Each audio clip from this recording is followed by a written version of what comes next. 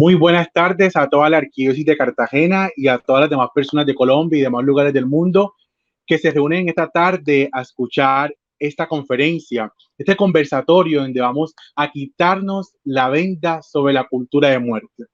Esa cultura de muerte y sus tendencias que a lo largo de la historia ha querido dañar el ser humano.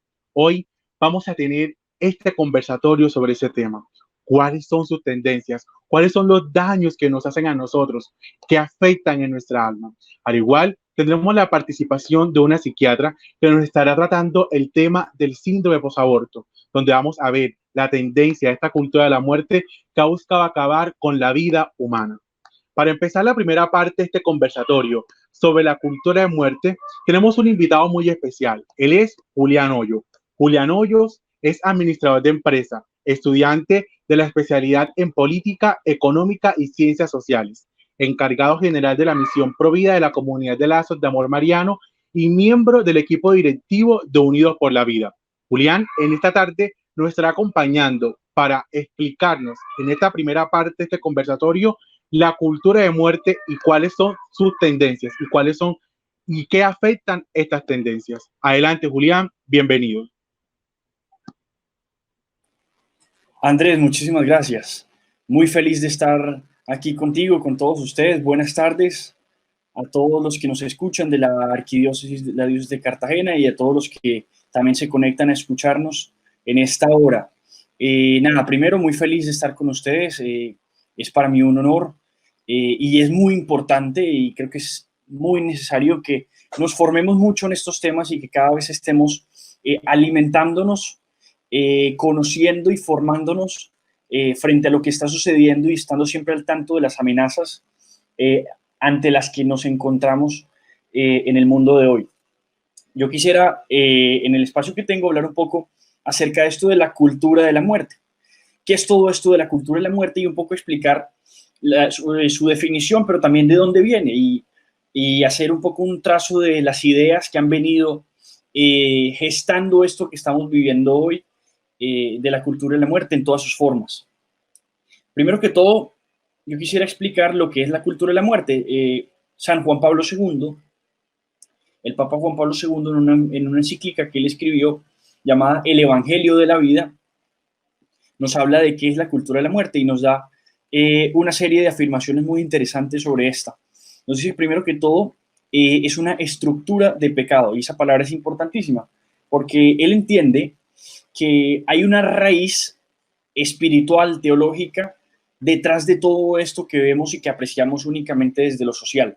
Y eso es muy importante que nosotros lo tengamos en cuenta. Hay una raíz teológica, hay una raíz espiritual. Esa raíz está desde el pecado original y él se remite propiamente al libro del Génesis y al libro de la sabiduría, cuando en el Génesis, pues, nuestros primeros padres pecaron y a raíz del pecado vino toda la cantidad de consecuencias del pecado. Y el libro de la sabiduría propiamente explica esto y dice que por envidia del enemigo, por envidia de Satanás, el pecado entró en nosotros y con él pues entra la muerte. La muerte es consecuencia del pecado. No quiso Dios que muriéramos.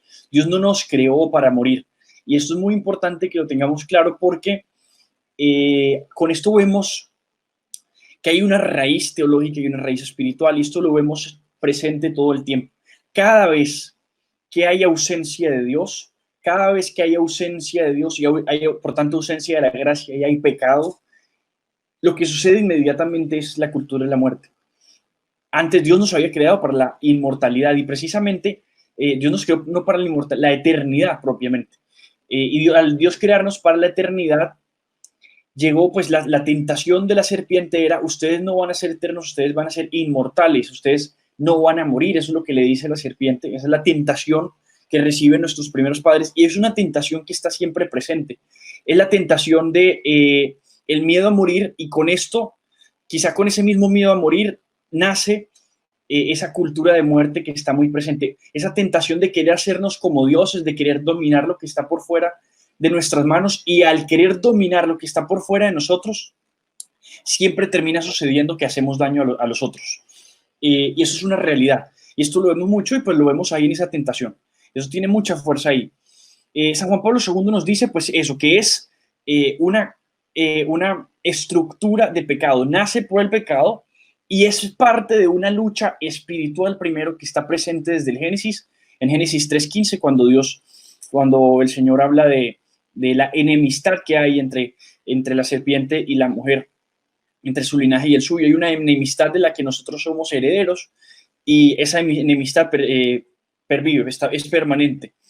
Y precisamente por esa enemistad es que ha ocurrido siempre lo que llama la didaje, y lo que dice también un pedazo del triduo pascual que dice: lucharon vida y muerte en singular batalla. Es esa pelea que siempre ha estado entre la muerte y la vida, siendo la muerte pues obviamente que nos viene pues del enemigo, y la vida que se nos da, especialmente la vida en abundancia, como lo dice el Señor en el Evangelio de Juan, esa vida en abundancia que nosotros recibimos por la encarnación del Verbo.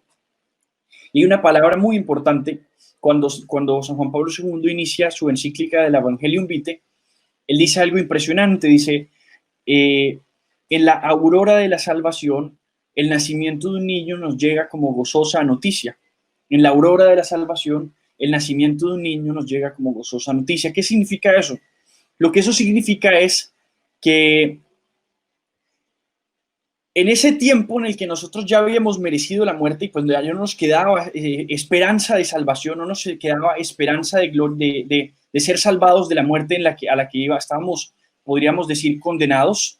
En ese tiempo estamos entonces salvados por un nacimiento, por un niño que nace. Es la aurora de la salvación, es ese primer sol que ya nace. Dice San Juan Pablo II que el mundo vive una especie de eclipse. Ese eclipse que vive el mundo es el de precisamente la cultura de la muerte. La cultura de la muerte es un eclipse que se ha dado sobre la luz del hombre. El hombre ya no tiene la luz de la razón, no tiene la luz de la fe, y a raíz de esa luz que perdió por el pecado, el hombre cada vez se aleja más de Dios, y en alejarse más de Dios termina siempre cayendo en este pecado que, estructurándose, se convierte en una cultura de muerte. Porque esto es importante saberlo, porque nos dice que Cristo es la luz, San Juan Pablo II, nos dice San Juan Pablo II que Cristo es la luz, y nos dice que nosotros estamos llamados a ser también la luz del mundo. Es decir, nosotros estamos llamados a anunciar el evangelio de la vida. Es esa lucha entre los hijos de la luz y las tinieblas, esa lucha entre la vida y la muerte, que pelean en singular batalla, pero nos dice también que se nos está garantizada la victoria. Se nos está garantizada la victoria por aquello que dice precisamente ese presagio. Dice: lucharon vida y muerte en singular batalla, y muerto el que es la vida, triunfante se levanta. Muerto el que es la vida, triunfante se levanta. ¿Qué significa? Que nuestro Señor ya nos ganó esta batalla con su resurrección. Precisamente eso dice San Pablo también: ¿dónde está, oh muerte, tu victoria? ¿Dónde está, oh muerte, tu aguijón? Porque el Señor ha ganado la batalla. El Señor nos ha conquistado la victoria sobre la muerte. Es decir, nosotros podemos saber que la muerte no tiene la última palabra la tiene la vida, porque nuestro Señor es la vida eterna, nuestro Señor es la vida en abundancia.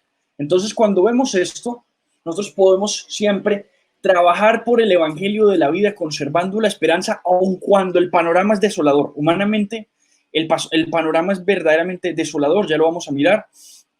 Hay una ideología que es triunfante en estos tiempos, y una ideología que se está imponiendo en estos tiempos y que es totalmente contraria a la vida, una ideología que es totalmente contraria a la dignidad de la persona humana. Hay un ejemplo también de la Biblia que nos muestra el sentido de la cultura de la muerte claramente, y es el momento en el que Caín le responde a Dios Padre. San Juan Pablo II habla de esto en el Evangelium Vitae. Dice: este es el claro ejemplo de lo que significa cultura de muerte. Porque cultura de muerte no es solamente el hecho de que existan muertes. Muertes han existido en la historia siempre. Cultura de muerte significa que se estructura un tipo de muerte. Es decir, se justifica, se normaliza, incluso se institucionaliza un tipo de muerte. Está culturalmente aceptado. No es lo mismo, por ejemplo, el hecho de que existan violaciones a el hecho de que exista una cultura de violación. Hoy podríamos decir que todos estamos de acuerdo, o por lo menos hay un consenso general en que la violación es algo siempre reprensible, algo siempre escandaloso. Y entonces, podríamos decir que eso, el hecho de que exista, por ejemplo, violaciones, no necesariamente es indicio de que existe una cultura de muerte. Cosa distinta con la muerte. Dice San Juan Pablo II, hay casos en los que la muerte es justificada y ese es el problema. Y está representado por esa frase de Caín cuando Dios le dice, ¿qué hiciste?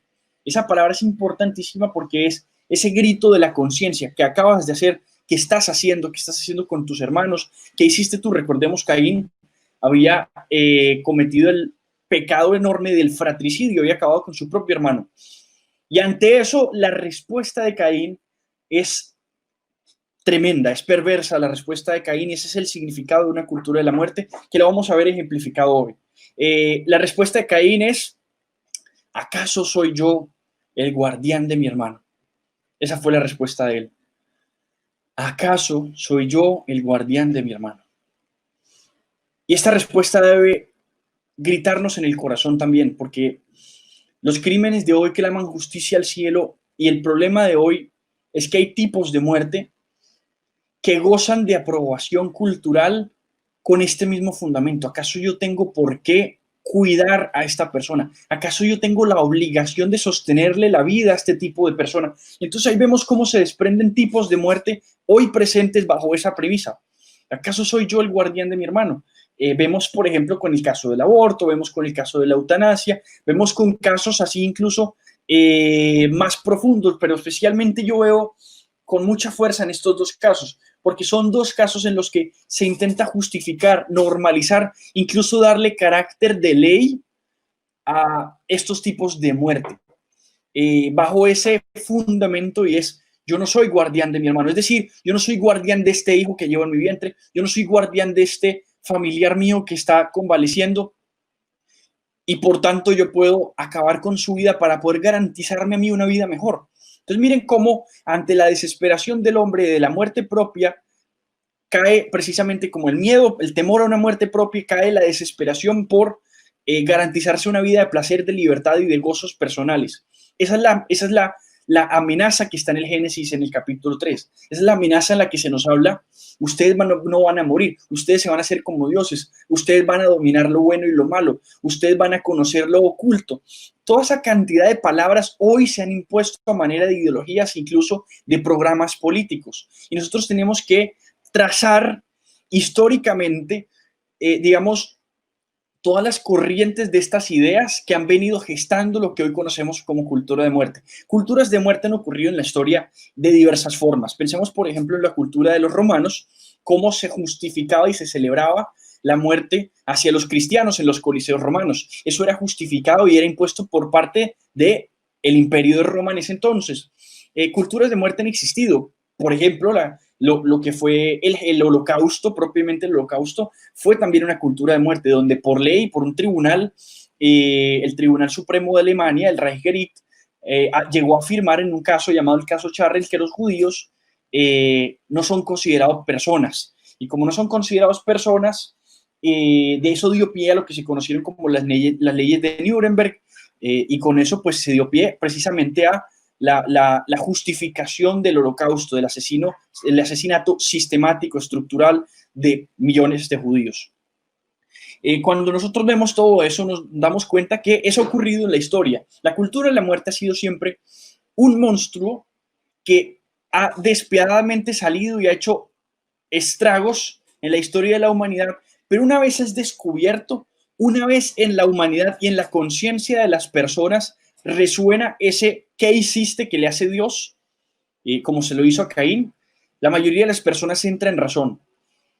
Y en el momento en el que entran en razón, el momento en el que se dan cuenta de lo que les está sucediendo, lo siguiente es que ese monstruo, podemos llamarlo, de la cultura de la muerte, como que se esconde debajo de la alfombra y simplemente cambia de disfraz y cambia de estrategia y luego hace un nuevo programa con el que sale para una nueva época. Pero la mayoría de las épocas han tenido sus culturas de la muerte y esas épocas necesitan de personas que les hagan frente, que les hagan resistencia.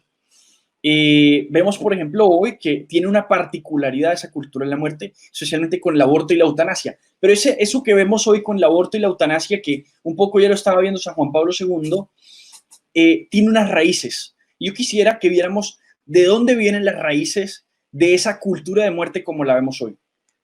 Entonces yo quisiera empezar por algunas cosas de lo que está, por ejemplo, en el libro de Génesis. Cuando se dice ustedes van a conocer lo oculto, ahí hay una tentación, y es la tentación de lo que se ha llamado siempre como herejía del gnosticismo. ¿Qué es eso? Ustedes van a saber muchísimo, ustedes son una especie de iluminados, y ustedes son una especie de conocedores de una verdad profunda diferente. Esa tentación ha estado ahí entre los grandes ideólogos de cultura de la muerte que han existido en la historia, ya lo vamos a ver. Pero también ha estado la de ustedes van a decidir lo bueno y lo malo. Esa es la tentación del relativismo. Esa tentación del relativismo ha estado también presente en la historia desde los sofistas, pero también desde los nominalistas en la Edad Media, como luego claramente con Martín Lutero en la Reforma Protestante y como luego claramente en temas políticos, jurídicos, éticos, con personajes como Maquiavelo, Bodino, Hobbes, etcétera, que fue ese quiebre de ese orden político que existía antes de la Edad Media a lo que se conoció luego como una especie de liberalismo aplicado a todas las esferas, la secularización y todo esto. Entonces ahí está el relativismo ahí presente, el relativismo que afirma que nada es verdad y cada quien construye su propia verdad asignando nombres a las cosas, etc.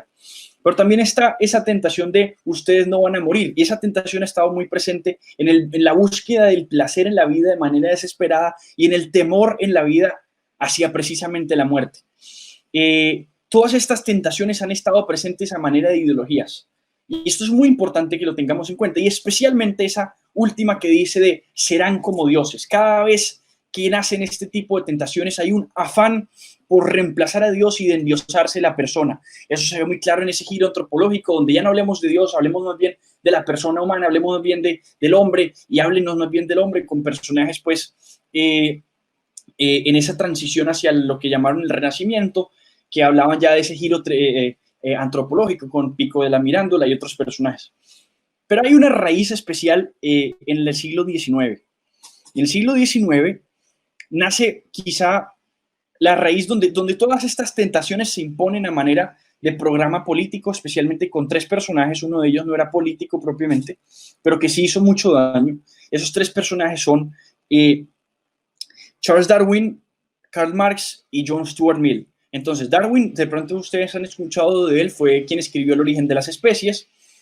Fue un hombre que, a partir de un intento de conocimiento científico interesante, lo científico no es propiamente digno de refutar, pero también un intento de convertir lo científico en planteamientos filosóficos, y ahí estuvo su daño. Es decir, una cosa es la descripción y otra cosa es la prescripción. Tú por decir un carro es blanco no significa que me digas entonces yo tengo que manejar solamente carros blancos. Uno de lo descriptivo no infiere normas. El problema es que muchas veces los científicos han querido imponer la ciencia como una especie de filosofía, y la ciencia no es una filosofía. Entonces la ciencia es apenas una forma de conocimiento.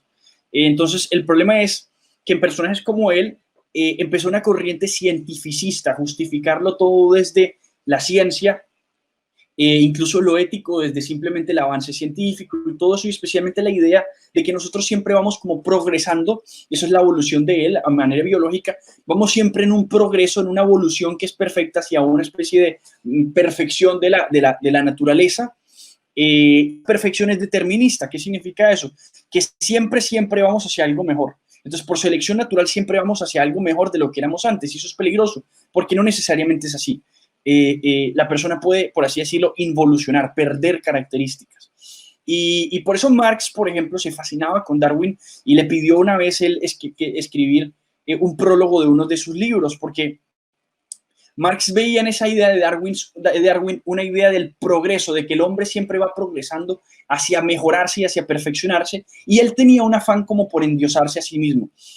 También para esta época, estamos hablando de 1840, 1850, para toda esta época, 1830, Darwin había escrito su crítica Marx había escrito su crítica a la filosofía de Hegel, y había escrito también sus manuscritos económicos filosóficos. Cuando uno lee eso, uno se da cuenta de ese Marx que, especialmente en su juventud, sus primeros libros, uno se da cuenta que en él había un afán como de endiosarse. Uno ve que, por ejemplo, el comunismo para él era una forma de religión, y él tenía un odio a Dios, pero también tenía es que es el problema, cuando uno se aleja de Dios, inmediatamente se construyen ídolos. Hay un sacerdote, el padre Leonardo Castellani, que dice que nuestro corazón tiene un deseo irrefrenable de Dios, y cuando Dios está ausente, lo que nos sucede es que nos construimos simulacros de Dios, y en la mayoría de los casos ese simulacro de Dios, ese ídolo somos nosotros mismos. Nosotros nos idolatramos a nosotros. Entonces, había un afán por endiosarse, y entonces él decía que el comunismo no lo llamaba una religión, por supuesto que no, pero si tú lees los manuscritos económicos, filosóficos de Marx, te das cuenta que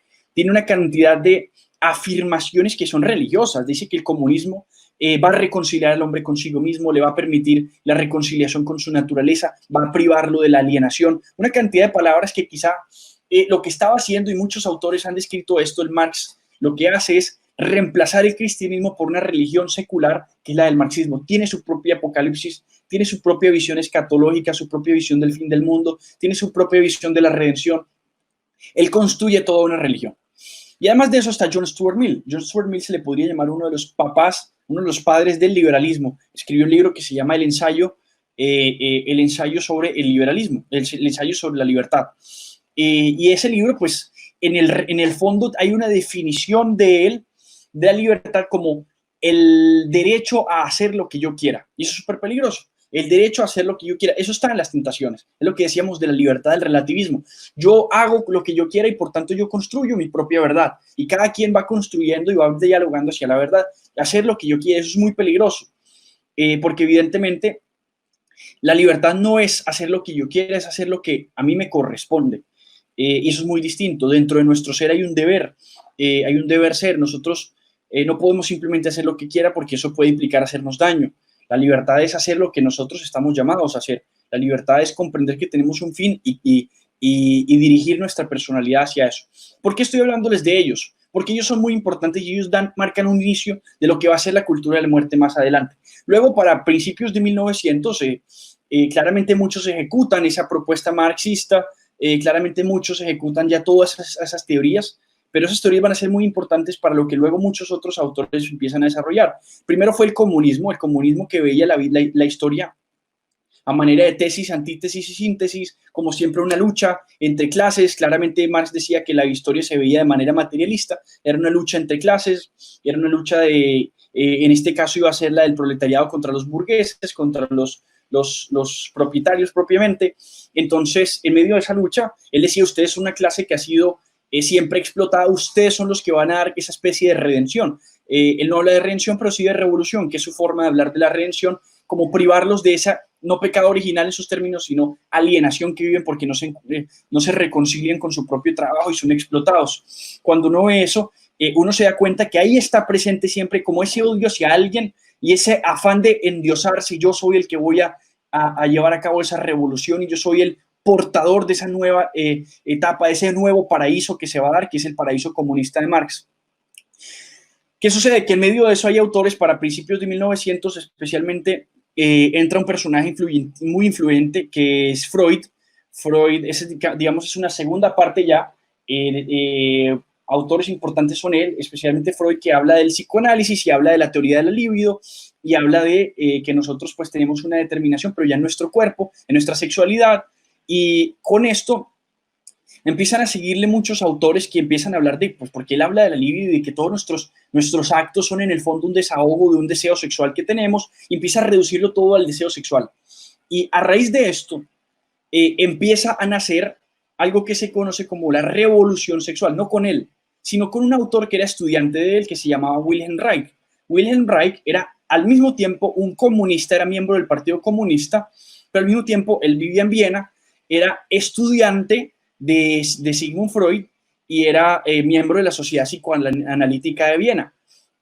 Al final a él lo terminaron echando de las dos, del Partido Comunista y de esta sociedad. Y él empieza a escribir un libro que es importantísimo, que se llama La Revolución Sexual. Ese libro, porque todas las ideas tienen consecuencia, ese libro termina teniendo un efecto muy grande luego en los autores y en la revolución sexual que se dio más adelante en los 60. Pero es importante porque él es el que empieza a hacer algo interesante, y es que él reconcilia, quizá empieza a unir dos cosas que estaban diferentes. Y era esta idea liberal de John Stuart Mill, como de tú haz lo que tú quieras, que venía también heredando la idea del capitalismo salvaje dañino de Adam Smith, David Ricardo, Jean-Baptiste, todos estos señores, sobre todo en el sentido de haz lo que tú quieras, de libertad, sobre todo con John Stuart Mill, el liberalismo lo une con el comunismo. pero ya un liberalismo en lo sexual con el comunismo en lo económico. Y él dice, esa antítesis tesis la empieza a unir con esa vida sexual de Sigmund Freud. Eso es importante que lo tengamos en cuenta porque ya había un indicio de eso con el amigo de Marx, que era Engels, que decía que en la familia el hombre era como el burgués y la mujer era como el proletariado. Entonces empezaron ya a hablar de la familia y atacar la familia. Marx ya atacaba también a la familia en el manifiesto comunista. En el capítulo 2 habla de la abolición de la familia sin ninguna vergüenza. Y en libros otros, como la tesis sobre Feuerbach, dice que hay que eliminar la familia natural porque eso le recuerda a los cristianos la imagen de la Sagrada Familia en el cielo y les habla de Dios. Entonces, en ese sentido, había que quitar también eso. Pero era una forma muy difusa. Miren que, por ejemplo, en la Rusia comunista al principio se ataca a la familia, pero luego se empieza a promover la familia porque se dieron cuenta que les estaba haciendo mucho daño atacar la familia. Pero ya en el tema sexual lo empiezan a promover personajes como Wilhelm Reich, y luego en Estados Unidos un personaje muy importante, ya un poco más hacia lo científico, que se llamaba Alfred Kinsey. Alfred Kinsey fue quizá el que empezó a normalizar todas las actividades sexuales. Empezó a escribir un montón de libros sobre las actividades sexuales en los hombres, las actividades sexuales en las mujeres, y en esto él empezaba a decir pues que las actividades sexuales eran normales, porque incluso hombres con niños tenían actividades sexuales, y el tipo era un depravado, igual que Wilhelm Reich, era un depravado, y él empezó a registrar actos sexuales entre tipos de personas distintos, y empezó a decir que todas las personas tenían, digamos, impulsos sexuales diferentes, y eso debía normalizarse. Por culpa de él se empezó a normalizar después la pornografía,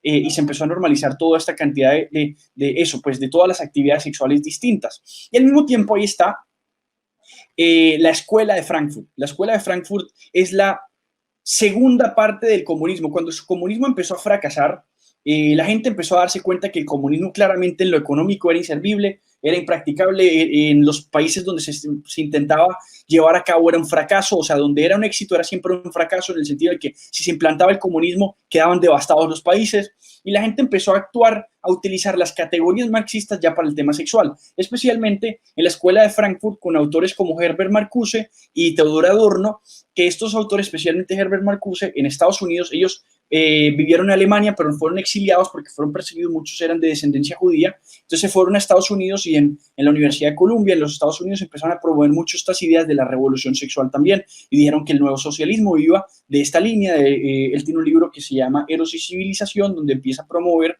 precisamente todas estas ideas de la revolución sexual. ¿Qué pasa? Que habían dos cosas que venían por diferente camino. Uno era la cultura de la muerte, donde la persona humana pierde su dignidad y no sirve, y especialmente el antinatalismo, que nos viene de Malthus y nos viene especialmente de los liberales, o sea, de John Stuart Mill. Y por otro lado está la visión comunista de choques, como entre personas, ¿cierto? Estos que me oprimen contra yo que soy opresor, y esto se empieza a unir. Todos estos personajes empiezan a ser muy complacientes, muy amigos de personajes con muchísimo dinero. O sea, al principio esto de que los burgueses, al final estos terminan siendo burgueses también.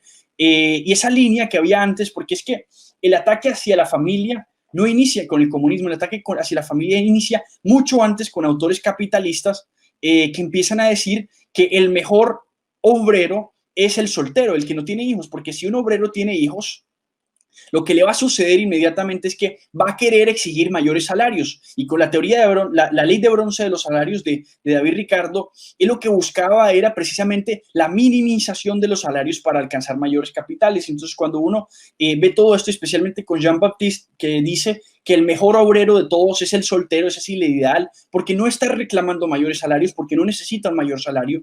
El capitalismo, por eso fue el primero que empezó a promover en la reducción de las familias y el antinatalismo, especialmente con Malthus. Marx odiaba a Malthus. Marx detestaba a Malthus. Los primeros socialistas detestaban a Malthus, y obviamente los capitalistas. Proudhon, que era un socialista, profesor de Marx, mentor de Marx, decía que si hay alguien que sobra en este mundo es Malthus. Recordemos que Malthus fue el que empezó a hablar de la teoría de la sobrepoblación, que todos estamos poblados, y empezó a dar teorías de que en algún momento no íbamos a sostenerlos, la cantidad de bienes y recursos que íbamos a tener no iban a ser posibles, entonces estamos sobrepoblados. Estas ideas de la sobrepoblación que los comunistas antes atacaban, porque sabían que eran instrumentos de los plutócratas, de los grandes empresarios, para dominarlos, para quitarles su capacidad de exigir mayores salarios. Luego con Marcuse, con estos revolucionarios sexuales, empieza a ser totalmente distinto. Terminan todos ellos siendo cómplices ante ese discurso y terminan siendo incluso capitalistas, terminan siendo incluso miembros de élites, los que ahora son los promotores de la ideología socialista, ya no se llaman comunistas, pero empiezan a llamarse de formas distintas. Y con esto viene, viene ahora, precisamente después de la Segunda Guerra Mundial, toda esta cantidad de existencialistas ateos, especialmente con Sartre, y su mujer, su amante, porque no era esposa ni nada, al revés, era una mujer con la que tenían barbaridades, Simone de Beauvoir. Entonces con ella empiezan ya a hablar del existencialismo y ahí empieza una idea interesante, cruel, y es que nosotros no tenemos una esencia definida, sino que todo lo hacemos por existencia. Es decir, nosotros no tenemos ser, sino hacer únicamente. Él decía, la existencia precede a la esencia. Con eso que estaba diciendo, que tú te construyes. Recuerden, y de pronto han escuchado ustedes esta frase de Simone de Beauvoir, que es muy famosa, en su libro El segundo sexo, donde ella dice que la mujer no nace, sino que se hace. Entonces, esta frase de la mujer no nace, sino que se hace, viene de la filosofía existencialista de Sartre, que era su amante. Entonces, cuando vemos esto, pues esto es algo que empezó a coger mucha fuerza y que empezó a unirse mucho con estos socialistas de la Escuela de Frankfurt. Sartre y Simone de Beauvoir eran muy amigos, por ejemplo, del Che Guevara, eran muy amigos de personajes socialistas que empezaron a surgir en ese entonces, aun cuando, por ejemplo, personajes como el Che Guevara y todos estos demás odiaban a los homosexuales, mataban homosexuales, odiaban a los homosexuales y a todo esto. Pero ya con eso empieza esta idea del feminismo. Y empieza a arrancar esta idea del feminismo ya unida a la revolución sexual. Pues todo este conglomerado de ideologías que les acabo de decir explotan en un momento de la historia que fue en mayo de 1968. Mayo de 1968 es el cambio en el comunismo. El comunismo quedó relegado, entendido como su visión como, digamos, ortodoxa, antirrevisionista de antes, y ahora nace una nueva forma de comunismo, una nueva forma de socialismo, a la que empiezan a llamarle teorías de género, teoría queer, postestructuralismo, una cantidad de filósofos que empiezan a hacer con esto y empiezan a promoverse. Con esto se empieza a promover muchísimo el anticoncepcionismo, se empieza a promover el ateísmo, se empieza a promover el hedonismo, la revolución sexual, el haz lo que tú quieras, el liberalismo desmil. Entonces están muchas esas frases famosas de prohibido prohibir, la única regla es que no hay reglas. Todo este tipo de cosas empiezan a coger mucha fuerza y al tiempo que empiezan a coger mucha fuerza son al mismo tiempo muy socialistas en el sentido de no se están oprimiendo tales personas, siempre creándose enemigos ficticios, pero ya no son los burgueses. Ahora hay una nueva, digamos, superestructura a la que hay que luchar y contra la que hay que pelear, y esa superestructura ya se le empieza a colocar nombres distintos. Llámese el patriarcado, llámese la sociedad patriarcal, la heterosexualidad, toda esta cantidad de nombres que utilizan. Entonces empiezan a decir, esa es la nueva superestructura a la que hay que tumbar, esa es nuestra superestructura. Entonces empiezan a nacer una cantidad de autores feministas radicales, muchos de ellos socialistas, pero muchos de ellos mucho más radicales que el socialismo, Kate Millett, Shulamit Firestone, una cantidad de autores feministas pésimas, muy tenaces, que empiezan a promover un feminismo radical, que empiezan a promover un feminismo que ya es pues de desnudez, de todo eso, y Chesterton había profetizado eso. Chesterton, como a mitad de los 1900, él ha dicho una cosa tremenda. Él dice, no va a durar mucho tiempo en que se inventen, dice él, una religión que al tiempo que exalte la lujuria, prohíba la fecundidad, dice él. Una religión que al tiempo que exalte la lujuria, prohíba la fecundidad. Entonces eso lo estamos viendo ahora, precisamente es la promoción del hedonismo, de la libertad sexual, de la pornografía, de toda esta cantidad de cosas, pero al mismo tiempo lo que es propio de la sexualidad bien vivida, que es la vida, no, esto se va a recortar, entonces se recorta la sexualidad, la fecundidad. En el fondo es esta unión entre el placer desordenado y la muerte, con lo que vamos a empezar al principio. Cuando la persona tiene un miedo a que se va a morir porque no sabe que hay una vida eterna, la persona le da un desespero por querer vivir el máximo placer posible en la poco tiempo que le queda de vida. Y en eso empieza a desentenderse de los demás. Dice, yo no soy guardián de nadie, yo lo que vine aquí fue a hacer conmigo lo que me alcance a hacer, de placer, etc. Y el resultado de eso es siempre precisamente acabar con vidas humanas porque en el fondo estos están interrumpiendo mi proyecto de vida, mi proyecto de libertad. Y uno lo ve entonces en el sentido de que pues antes de eso, antes del 60 especialmente, en la iglesia y la mayoría de los católicos por cultura han heredado que la sexualidad es participar del don creativo de Dios, es decir, nosotros estamos participando de la capacidad creadora de Dios. Dios, para crear una nueva vida humana, está, digamos, valiéndose de nosotros, somos co-creadores. La sexualidad es creación, es un acto creativo, es el acto de generación, por eso es impresionante, es sagrado, porque es un acto creativo. Y de ese vínculo de amor nace la vida. El amor y la vida estaban unidos. En el momento en el que se quitó el amor de la unión sexual y al quitarse el amor solamente quedó el placer, inmediatamente se quitó aquí también la vida y solo quedó la muerte. Y por eso es esa religión a la que le llama Chesterton. Le dice religión precisamente porque es una religión de endiosamiento de sí mismo. ¿Se acuerdan? Ustedes serán como dioses. Lo que decía Marx ahí está muy presente.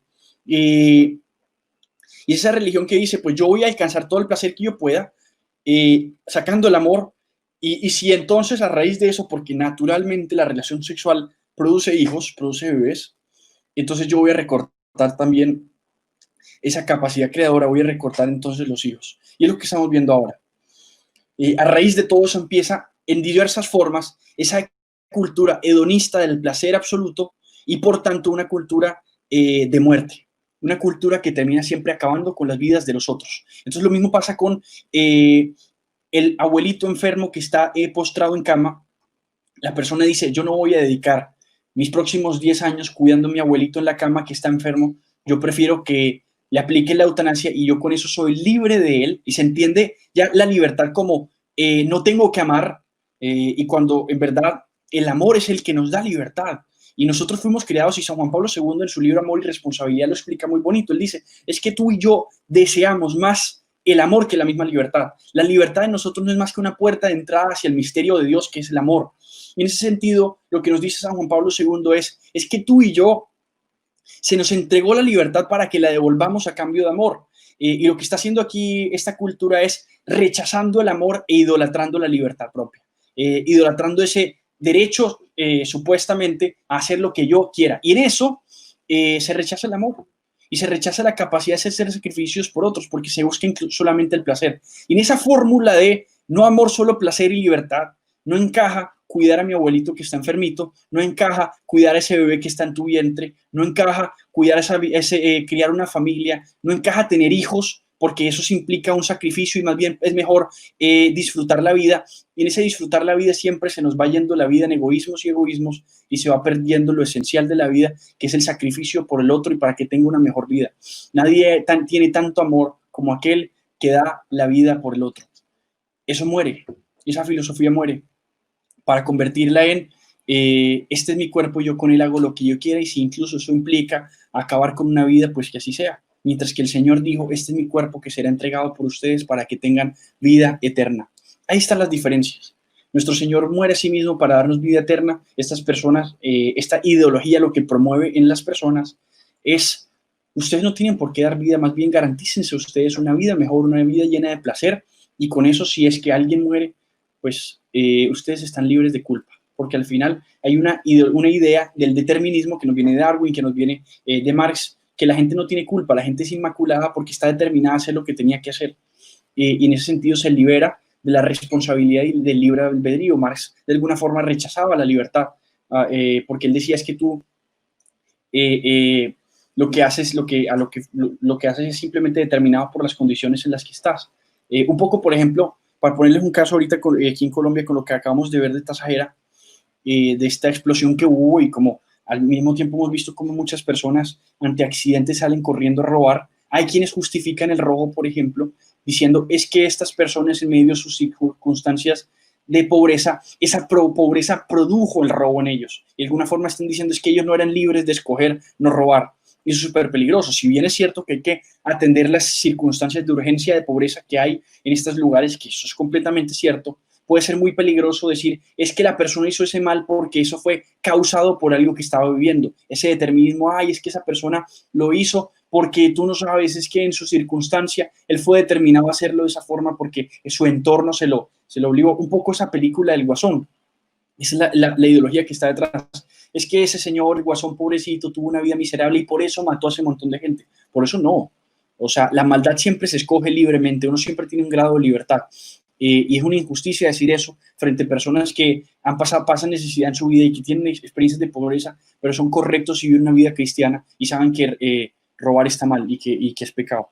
Entonces, ¿por qué digo eso? Porque de alguna forma se ataca la libertad, se ataca la capacidad de escoger. Eso es la cultura de la muerte, en términos así muy generales, digamos, descuidando muchas cosas que se pudieron haber dicho también, pero esa es la cultura de muerte que estamos viviendo hoy. Una cultura que se expresa muchísimo a través de la llamada ideología de género, que es ideología porque es un razonamiento motivado, es un yo quiero pensar de esta forma sobre eso y entonces pienso sobre eso sin antes haber primero atendido la realidad y luego comprendido cómo es. Es primero yo ajusto mis ideas a la realidad y no más bien comprendo la realidad y con eso ya construyo mis ideas.